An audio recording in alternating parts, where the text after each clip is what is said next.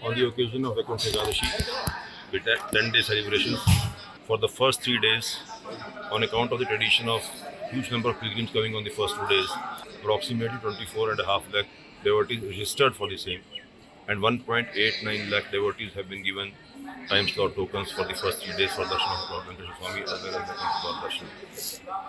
So I appeal to all the devotees, all those who have received these tokens, the time slot tokens, I appeal to them to come as per the time slots indicated to them on 30th, 31st and 1st of January. All the remaining devotees who have not been able to get tokens online or who have not been able to get SED tokens online for the next 7 days, I appeal to them to make use of the opportunity of Sardarshanam from 2nd January to 8th January.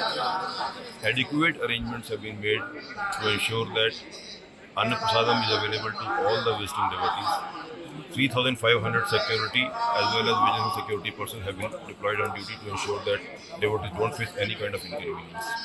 The integrated command and control center is fully functioning.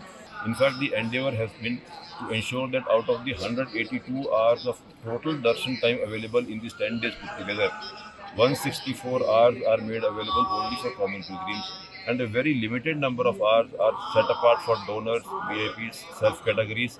In fact, all the dignitaries have been requested not to make any references for VIP darshans for these 10 days. In those days, since we have cancelled the SSD mechanism, the whole idea was that there should be no slotted Sarvadarshan mechanism for the 7 days.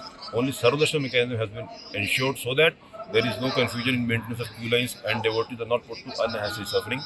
Everybody will be welcome to straight away join the queue line and have darshan in the Sarvadarshan mechanism.